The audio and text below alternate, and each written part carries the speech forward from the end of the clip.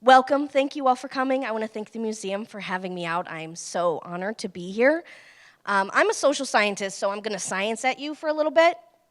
And then I promise we will have history at the end. But please be patient as I science at you for a moment.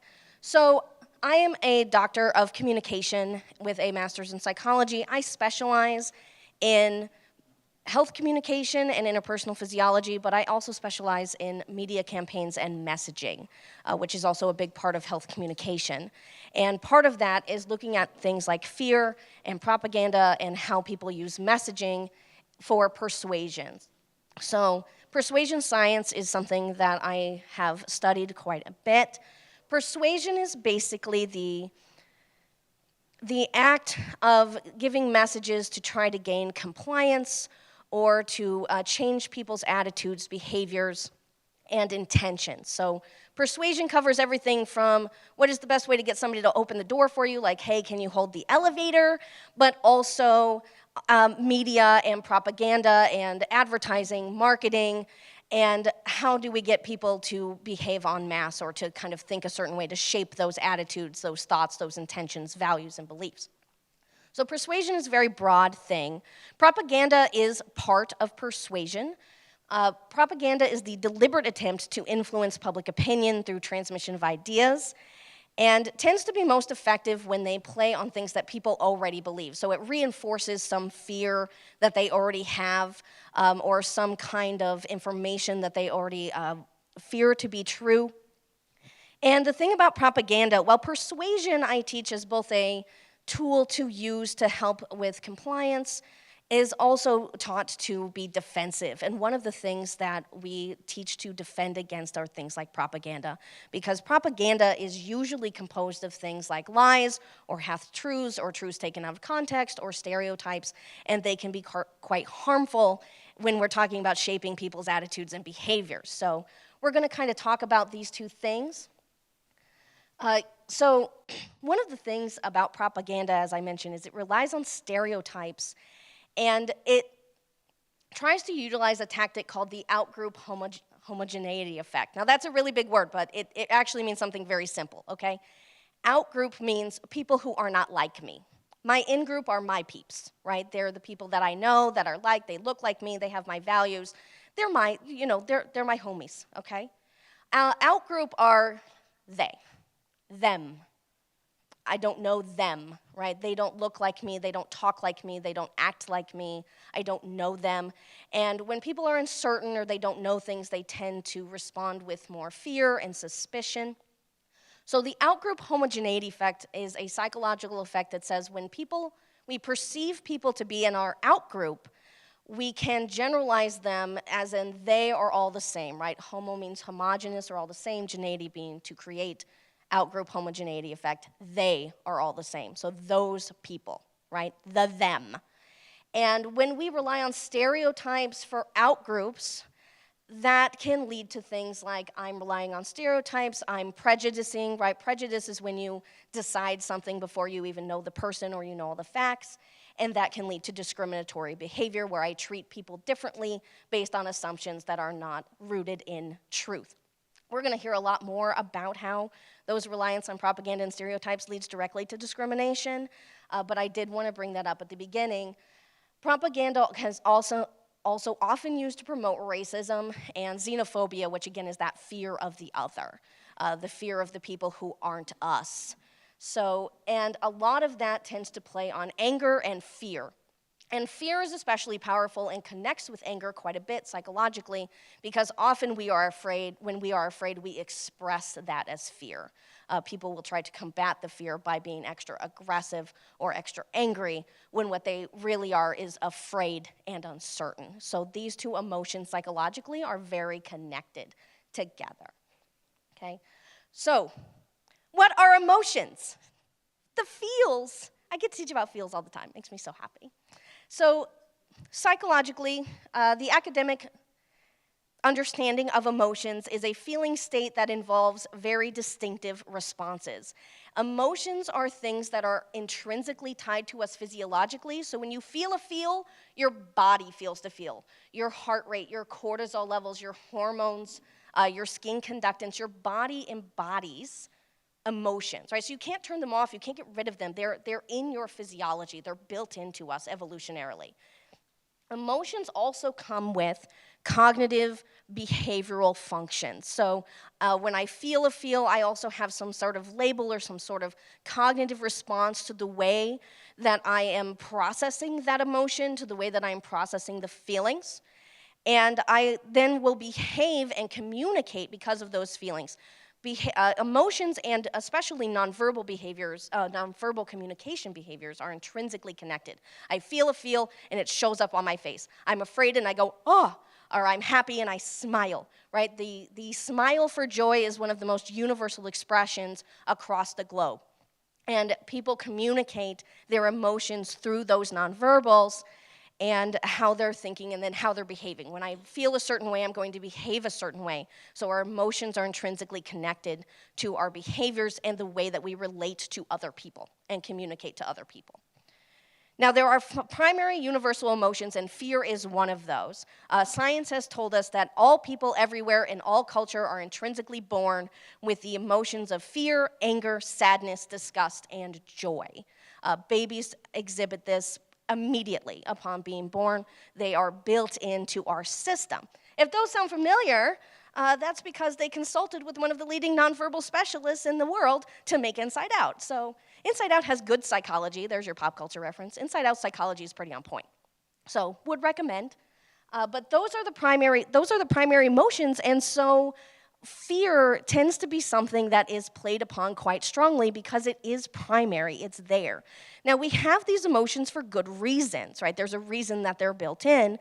They can help us survive, right? Fear and anger are part of our fight and flight response. If I need to survive from a threat, I need to understand whether I need to run away or I need to fight the thing to be able to connect, to be able to survive, right? If there's a bear in front of me and I can't get away, then I need to get angry to fight it, right? But I need to run away from it first. And we know from psychology studies and people who have, unfortunately, brain injuries, right, like in their amygdala, which is where your fear response is located, they don't experience a fear response when their amygdala is damaged, and they have to be watched at all times because they will walk into traffic, they will walk off cliffs. I mean, they have no fear response, they can't stay safe. Right, so we need fear to stay safe. There's a reason it's built in, but it can be used for more nefarious purposes. And part of the reason for that is because when we start thinking about fear, sorry for the picture, fear appeals come in, they're not usually pretty. When we experience the emotion of fear, it changes the way our cognition works. When people are experiencing positive emotions, their ability to problem solve, their thinking becomes much more flexible. They're more open to possibilities and working through problems creatively. When we feel the emotion of fear, it narrows our thinking. It restricts the way that we process information into very black and white, what can I do? And it really shrinks the way that we process and respond to situations. So messengers, persuasion messengers, and propagandists, we're going to get there, use fear as a way of motivating. And this is what we call the fear appeal. It is a type of messaging that is designed to induce fear in people in order to change some sort of behavior. Now, psychologically, the way this works, the most prominent model is called the extended parallel process model, which I will break down for you, and I promise you'll get it, okay? So when we see a message, the message is going to contain some sort of threat, which consists of consequences, which is what will happen to you, or what is going to happen to you if this thing comes at you, or that an event happens. So that goes into what we call severity, right? How bad is the thing that is coming? And then also the likelihood of the consequences happening to you. And you need both of these things, because if I think there's something bad out there, okay, but it's not my problem, it's not happening to me, I'm not going to do anything about it. I need to feel susceptible. But if I'm like, oh, it could happen to me, but it's not going to be that bad if it does. Right? Then I'm not going to do anything. So fear appeals are designed to raise that perception of severity and susceptibility. It's bad, and it's coming for me. I should do something about it. So a lot of the messages we're going to look at have both of those things. Action messages often will come with fear appeals, and the science suggests that fear appeals work better when both of those things go together. You need this action message to really help with the behavior change. And the action message usually consists of what we call efficacy. And efficacy is just a fancy way of saying, I can do a thing. So response efficacy is there something I can do about it? Whatever the bad thing is that's coming for me, is there something I can do? And self-efficacy is this idea that I have control, that I can do the thing. So if there's a response, and you do need both, right? Because if there's a response efficacy, okay, there's something I can do, but I don't feel empowered to do it, or I don't feel like I can do it, then I'm not going to do a behavior, right? I need to feel like I have a choice or that I have control over the situation in order to act. So there are these 4 distinct parts of the messaging. We have that severity, that susceptibility, and if you get both of those things high enough, the idea is that it should lead into fear. And then we have the 2 efficacies. There's something you can do, and you are capable of doing it, and that should lead to a total efficacy. And if you get these things high enough, that should lead into behavior. Is this making sense for everybody? Can we nod? Are you still with me? I know it's a lot of science. Stay with me. History's coming, I swear. Okay? Sorry if you're afraid of snakes. This is how it breaks down very simply, right? If I send out a message, hey, venomous snakes are dangerous and they can kill you, avoid them at all costs, that is a persuasive message. The behavior I'm going for is, hey, leave snakes alone, right? The cognitive component of that emotion is going to be, okay, I heard that message, I now believe that snakes are dangerous because venom, not poison, by the way, venom. It's a pet peeve of mine.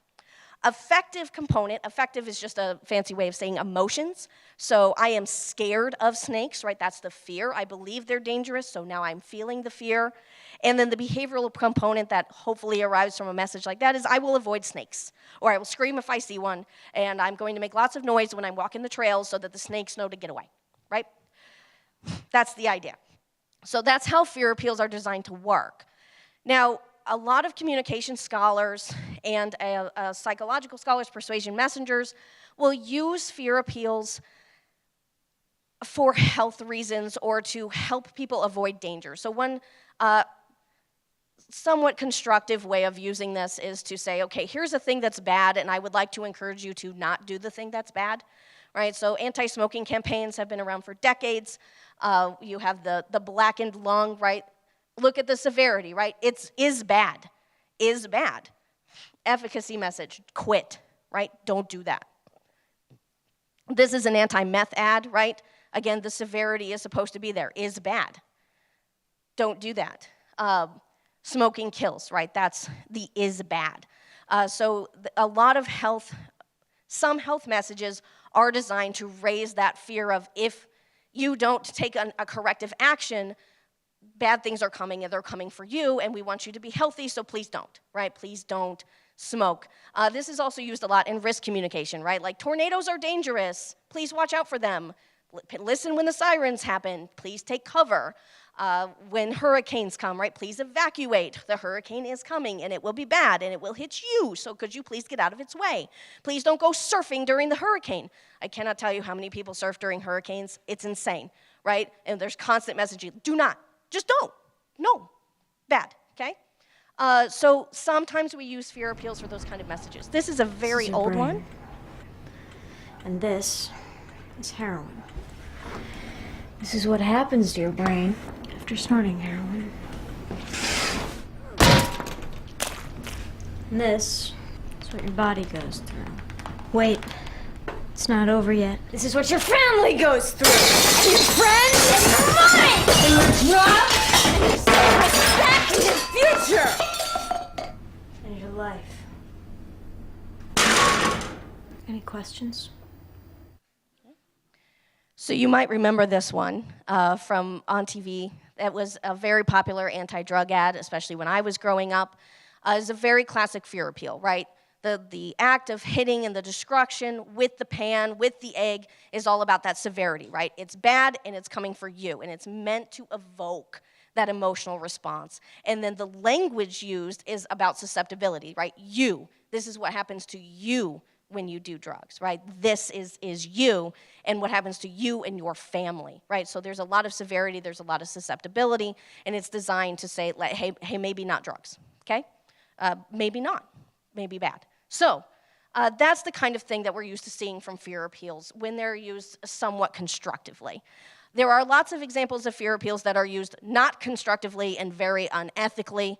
A really good modern example of that is scammers. Scammers right now, they send you links or emails or phone calls. It's like, hey, your credit card got hacked. You need to call us immediately, or somebody broke into your Amazon account. If you don't give us your bank information right now, something terrible will happen. At my town where they're right now, scammers are going around pretending to be the police and saying, hey, there's a warrant out for your arrest, and if you don't call us right now, we're going to come get you. The police don't warn you guys if they're going to arrest you. They just come for you, and they don't want your bank information, right? But the idea is to make you panic, right? Because again, when we feel fear, when we panic, it shuts our cognitive systems down, right? We can't think flexibly. So when you see it and you're like, crap, and then you act before you think it through, and that's how they get you, right? So there are lots of unethical modern fear appeals as well. And there are lots of examples of modern propaganda. One of the most common examples that I've seen recently are like the Magic the Gathering will make your children practicers of magic or something, or like video games cause violence and things like this. But what we're going to look at today, historically, is the overlap here. So not all fear appeals are propagandic. Not all propaganda are fear appeals, but there is a great deal of overlap between this idea of evoking fear, but also using these stereotypes and outgroups and racial things to say, you should be afraid, and you should be afraid of them because they, right, outgroup homogeneity effect, they are bad, and they're coming for you. And they're coming for things you love, and you better do something about it or else.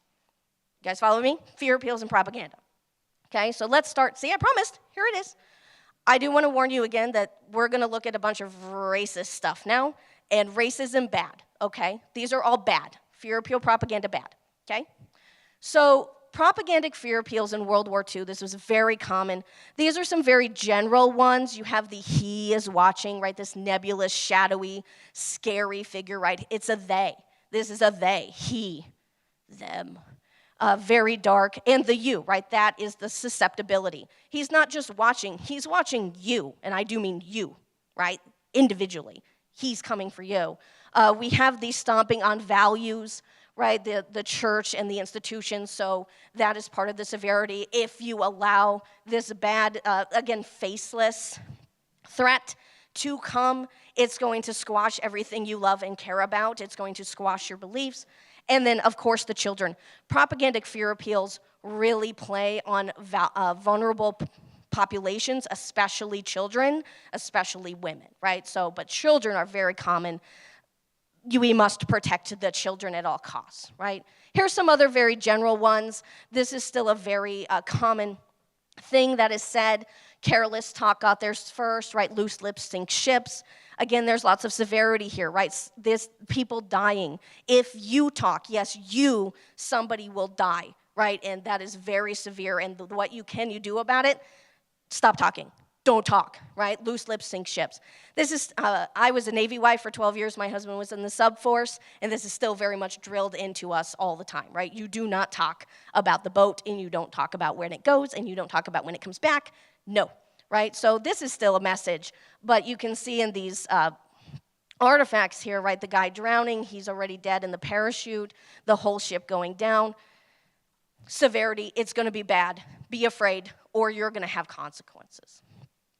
We have, again, an evoking of women and children here, right? Vague, shadowy hands, coming for the things that we love and value, severity, susceptibility.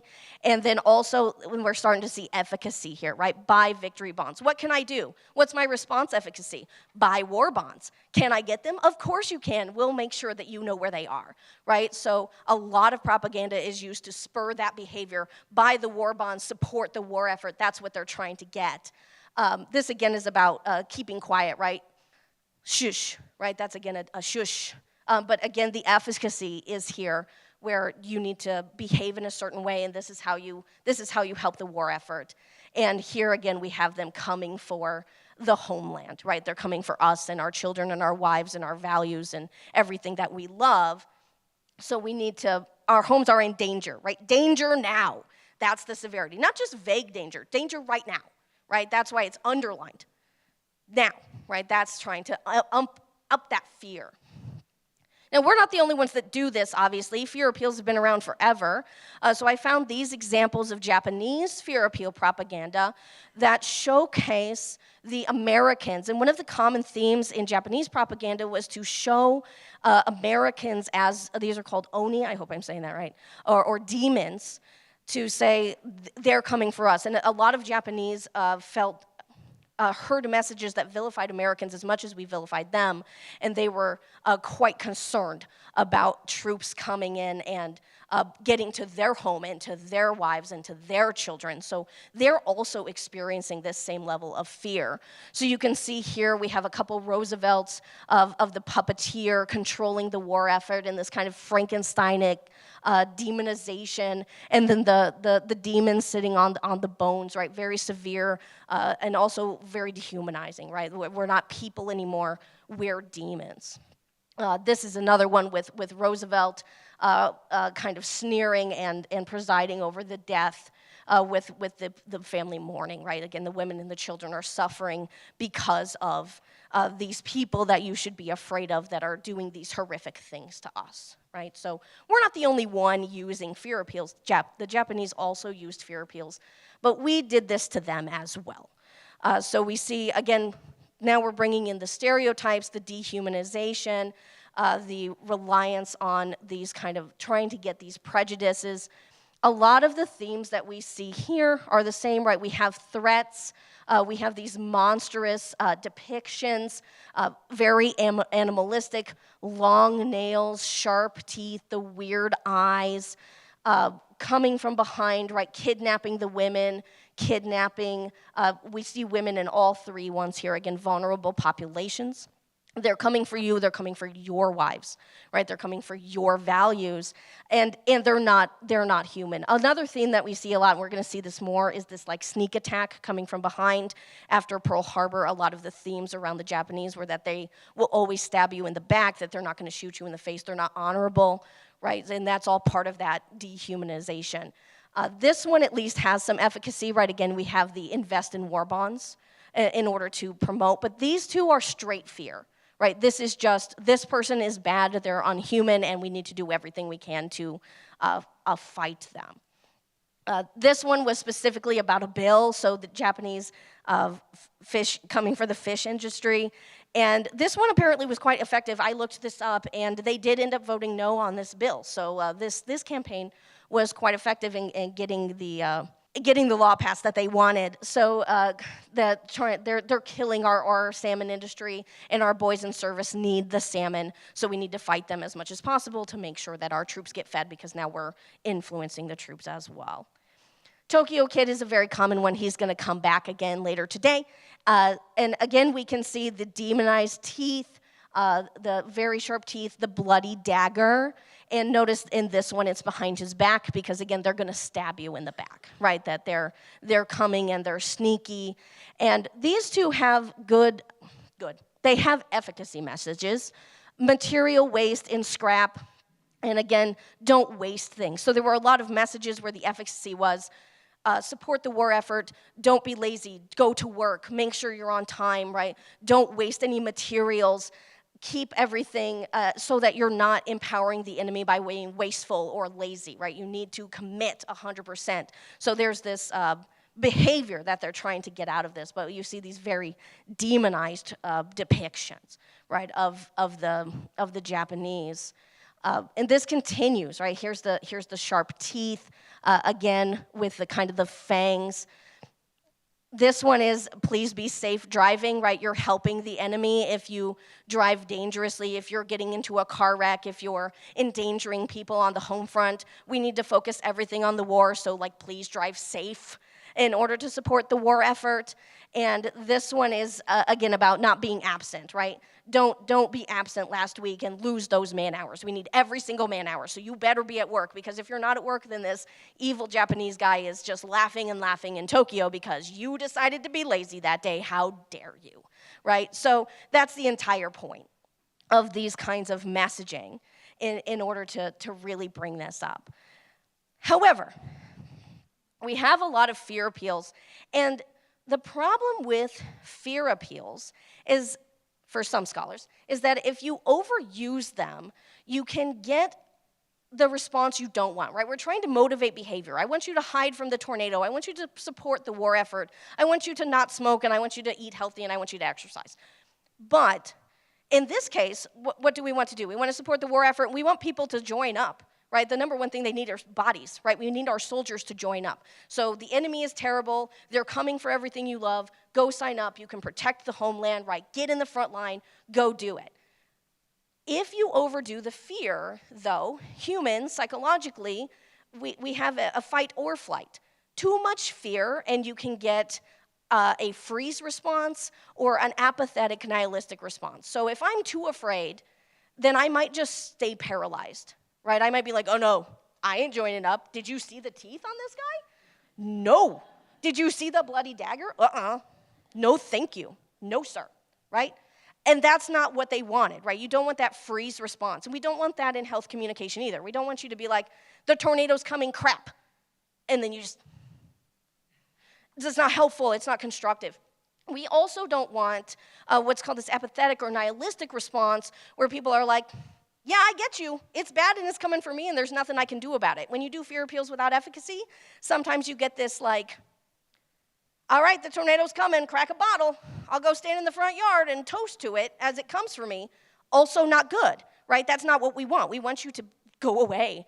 And in the war effort as well, right, we want people to sign up. So we need them to be afraid that the Japanese are coming, right? We need them to be afraid of the Japanese, but we also need them to sign up to be soldiers. So we can't make them too afraid, because otherwise nobody will sign up. We don't want a freeze response, and we don't want a nihilistic response of, let them come, let's just party.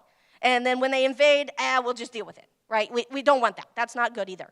So you also see in the propaganda, and we're going to watch 2 pop culture clips about this, in the media, making the Japanese look really silly. They use the stereotypes and kind of the racial prejudices to make them look really stupid, or to make them look easy to conquer, right? So they're terrifying when they're coming for us, but when we go to them, they're going to be real easy to fight. It's going to be fine, and we're going to beat them, no problem, right? So this is what we see here, where we have Bugs Bunny coming up on them. Or like, here's the trap, right? Our army is going to trap the dumb rat of the Japanese. So we do see these efficacy messages of, you can go fight them, and they'll actually be quite easy to fight if you just join up, right? So while we have pure fear messages, they also put out efficacy messages to say, but they're actually quite stupid and terrible, so it's fine. You can definitely join up. So I'm going to show you this Donald Duck clip. Apologize again for the racist language, but you can see what I mean here.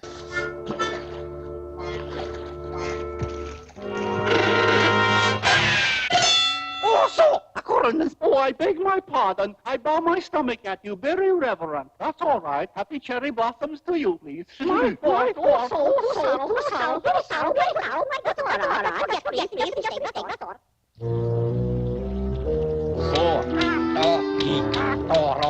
right, here he coming. Time to shooting now, please, I hope. No, wait, please. Japanese customs say, always shooting a man in the back, please. Oh, thank you. Yeah. So let's break that down, okay? We've got Donald Duck here. This is only a very brief version of this cartoon. This cartoon is about 12 minutes. Where he parachutes into the war zone. He's in a war zone, he's in the jungle, he's going down the river, and you can see the portrayals of the Japanese. The first thing that happens, right, is they screw up their rifle, they shoot their own butt, and then they can't even shoot at Donald Duck because they're bowing to each other. And we see this in multiple cartoons where there's a Popeye cartoon where they just can't stop bowing at each other, so they can't be good soldiers, so you end up being safe. And then, of course, as I mentioned, the backstabbing is a very common theme, and there at the end, the Japanese are like, oh, no, no, no, you have to wait till he goes past because Japanese only shoot people in the back, right? So it's right in the cartoons, it's right in the media that people would have been watching, and the purpose behind something like this is to have that efficacy to combat a little bit of that fear. Like, okay, you're gonna get there and they're gonna point guns at you, but it's gonna be okay. And then at the end of this cartoon, they actually cause a flood that like takes out the entire Japanese air base by themselves. So the Japanese are the architects of their own destruction, basically. And Donald Duck is victorious. So I also have a Bugs Bunny cartoon here that displays kind of these things. Hey, here's yours, Bowlegs. Here, one for you, Monkey Face. Don't shove, there's plenty for all. Here you are, Slant Eyes. Everybody gets one. Ice cream.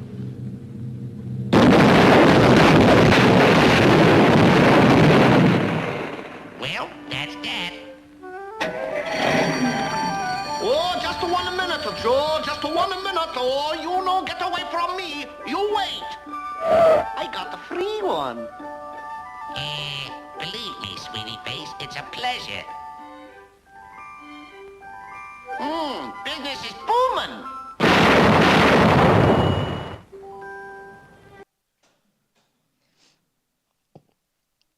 So here we can see, obviously, the racist portrayals, right? The Japanese are in big glasses. They have those big teeth. They're not sharp and bleeding in this one, right? Because they're not trying to make them scary. They're trying to make them dumb, right? And they're shorter and kind of malformed. And we have Bugs Bunny as the hero, right? He's giving out exploding ice cream treats, which they take willingly, of course. There's that nice racial slur that they just slip in there real good. And then we have, again, the upplaying of the incompetence of the Japanese of, oh, I know you just sold me something exploding, but I got a free one. Please come back, right? So greedy, incompetent, and all kinds of these other nasty things so that it'll be okay. We're going to win the war as long as you come and fight, right? As long as you get there. So we do see a lot of messaging that balances this out with this horrible, faceless, nameless terror, but then also these monsters with big teeth and blood and daggers, but they're also stupid at the same time. So they have to have it both ways. They're kind of speaking out of both sides in order to balance the messaging that they're going for. So to summarize here, we see a lot of themes. The number one theme that we see is dehumanization, right? The Japanese are either monsters or they're jokes, but they're not people. They are a they, right? Outgroup homogeneity effect. They are they, all of them are the same. There are millions and millions and millions of Japanese, so obviously not all of them can be the same. But when we talk about messaging, we group them all together. We saw those exaggerated features, the stereotyped behavior, the constant bowing to each other, the talking and the way they're speaking. We see a lot of shadows, knives, blood, the idea that they're sneaky, that they're not, that they're going to stab you in the back, they're going to shoot you in the back, they're not going to come for you like a man, right? They're not going to meet you honorably on the field. They're going to sneak attack you. And that means that they're basically reduced to symbols. They're basically reduced to symbols of fear or stupidity, but they're no longer human. And it's a lot easier to feel okay. Again, fear tends to come off as anger, so it's a lot easier if I'm afraid of this big, nebulous, dehumanizing thing to reduce them to symbols, right? Because they're not a person anymore, so it's fine. So it's fine to go out and kind of do these things to them or discriminate against them or treat them in this way. We see a lot of protection themes with the fear appeals, right? That plays again into that severity and susceptibility. We must protect the women. We must protect the children. We have to protect our home. We must protect our values and our religion, right? We need to keep them away from us. And then also those efficacy messages, because again, science says fear appeals work best when you have fear and efficacy. And the World War II propagandists absolutely know that, right? They know what they're doing. And so we need both of those things. There's the support the war effort, buy the bonds, go to work, don't get in car crashes, do everything you can, sign up, right? Uncle Sam needs you. But also that Japanese incompetence so that they're just not too scary. They're only scary when we want them to be scary and not too scary for you to go out. And this worked maybe a little bit too well when I was reading a lot of the books that are on display here, but I was rereading, I can't remember if it's Sledge's book or if it was Tatum's book on Iwo Jima, but they talk about a lot of the soldiers showing up to boot camp and being very cocky and very ego. I mean, 18-year-olds be this way anyway, but they come in and they're like, oh, they're dumb, they're incompetent, they're easy to fight. I don't have to take my training seriously because this is going to be a cakewalk. We're going to go over there and they're basically going to bow to each other while I shoot them. And the officers, especially later in the war, once you get the veterans from Guadalcanal coming back and training the people that are going to then continue to fight, talking to them and being like, oh, no. Like, we need to give you our reality check. The Japanese are very good soldiers. They are scary to fight. And you still have to go fight them, but let's be real about this so that we can have a constructive way of behaving on the battlefield so you have the best chance of surviving. Because acting like a cowboy and standing up and just going like, wee, I'm going to get you, that's not going to work. Right, so we do see in these memoirs that the training officers, and especially in boot camp, come back and have to kind of reassert the correct level of fear once they're already committed to be like, I need you to be safe though, and I need you to take this seriously. So we see that theme come through in memoirs quite a bit. So that some of this might have worked a little bit too well, but you need that to get them to sign up. And once they sign up, psychology says they're most likely to stay there, so then you can bring it back up. And also I had to put a Star Wars reference in there because I had to, okay? That's for me. All right, what does this have to do with 2025? Fear appeals have not gone away. Even though some of them may be used for constructive reasons, most of them are not. And fear appeal propaganda, very alive and well in 2025. So part of my goal as an academic and the way I teach is to help people to be more media literate, right? To understand, and that helps us be intelligent, informed citizens. We need to be able to recognize what's out there in our media. So these are my tips and tricks for recognizing a propagandic fear appeal that may be trying to mislead you or take you down the wrong path, right, in 2025. The first is you need to recognize that it's a fear appeal, right? So what is the point of the message? Is it trying to make you afraid? Is it trying to tell you that something is dangerous? Is it trying to tell you that something is coming for you? And is that real, right? Is that something that is really dangerous? Is that something that is objectively a threat to you? Is it something that can really come for you? And what is the target of that message, right? We see a lot, especially in World War II propaganda, the target is people and ideas, right? The Japanese are. And so, is there stereotypes? Does it rely on things like that they or that allness, right? Is it trying to say that an entire group of people all behave in the same way? Is it trying to say that every single person that belongs to this group or this category are all the same? Because we're not, right? I mean, I love Fight Club as much as everybody, but we are in some ways beautiful and unique snowflakes, okay? So we need to understand that people are individuals. There are some academic ways we can generalize and things like that with culture, which are empirically grounded. But if you're looking at a message, is it saying, be afraid of them, right? And who are they?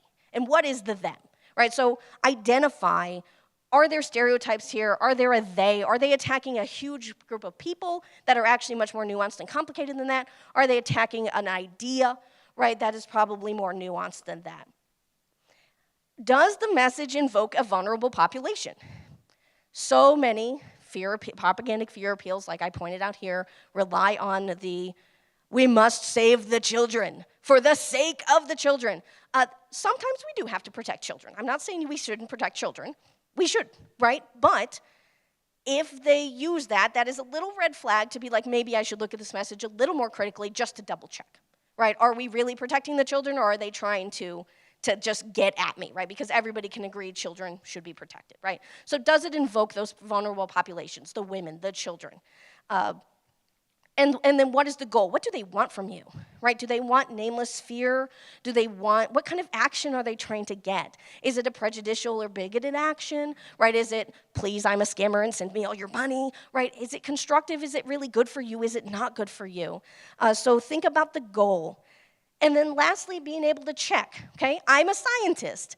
Does science say this is real, or does science say it's not, right? So being able to check, is this message backed by something real and objective, right? Anti-smoking campaigns use a lot of this, but smoking is bad for you. That's a scientific fact. So that's something you can go look at and say, maybe there's something to this, as opposed to, is this coming out of nowhere? Is it something that's created? So much marketing, not just propagandic marketing, but regular marketing is based on this idea of fear of like, you're not a good enough person if you don't buy our product, and you're not a good enough mom if you don't do it this way, and you're not a good enough husband if you don't, behave in this way. So are they creating a need, right? Are they bringing it out of nowhere? Are they constructing fear? Right? Are they trying to provoke something out of something that's not real?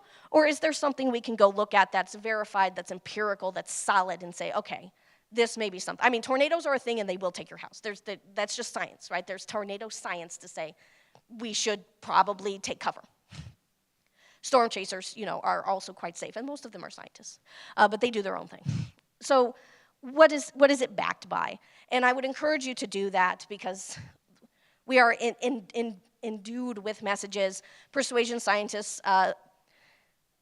estimate that we see somewhere between 2,000 to 5,000 persuasive messages a day, and that was maybe 5 or 10 years ago before social media, so it's probably double that now.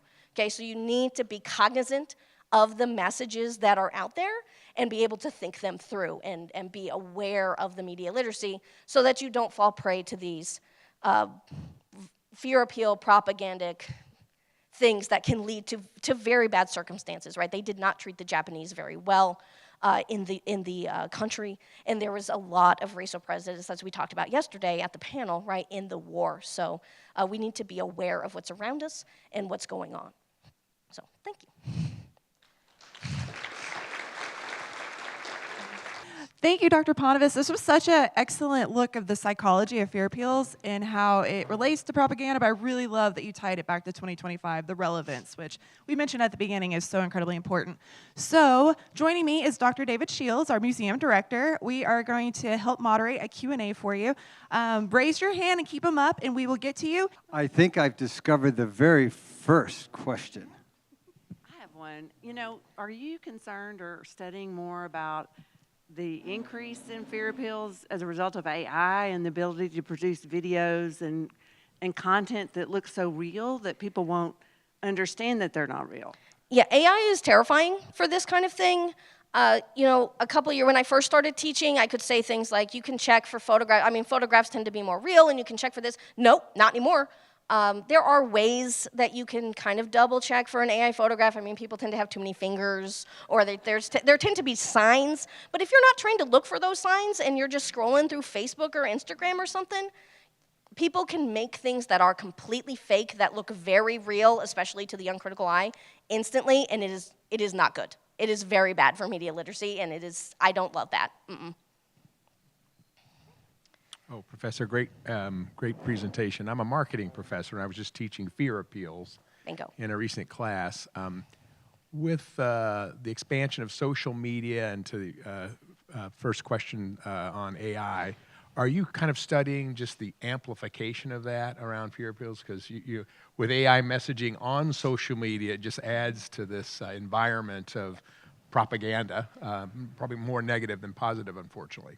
Absolutely, and as I mentioned, AI is making all of this exponentially worse, but social media is designed around an algorithm to give you what you want, which can lead to what we call echo chambers and even more confirmation bias. So, like, if I click on something and I'm like, oh, that looks cool, and I click a like, it's gonna be like, oh, you like that thing? I'm gonna give you more of that thing. And if what I clicked on was a fear appeal or some kind of propaganda or something not real, my entire feed might be full of things. And as I mentioned, in-group, out-group psychology is very strong. So if I feel like everybody is agreeing with me and that this is all my in-group, then I might feel like that is the reality, right? That's the truth. And I might not be able to see conflicting news reports or conflicting information or be even open to looking at diverse stories because my feed, right, Google, even your Google searches are cultivated to your search history, right? So my Google search and your Google search are going to be very different. And studies suggest that people don't look past the first 3 links on Google. So they almost never go to the second page. So you might be missing something. And the things that come on top of Google are either AI generated or they're sponsored. So they might not be actually real or what you're looking for. So social media has definitely amplified the power of some of these things where you can get really inundated in these like very persuasive circles that are full of nonsense. My favorite example is I I teach about flat earthers when I talk about some of this stuff and persuasion.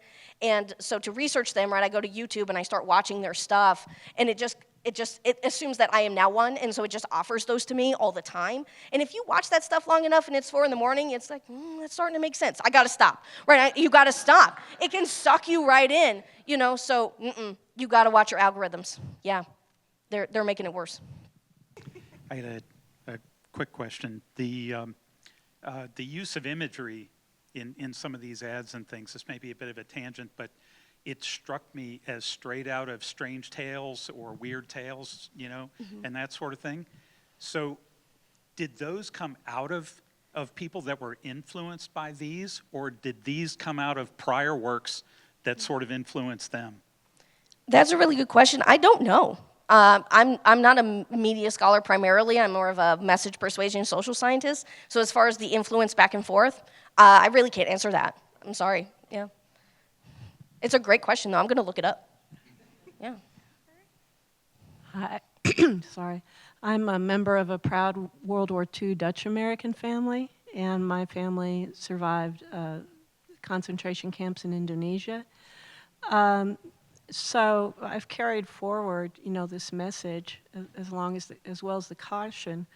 What my question for you is a goal now of propaganda to freeze instead of to fear?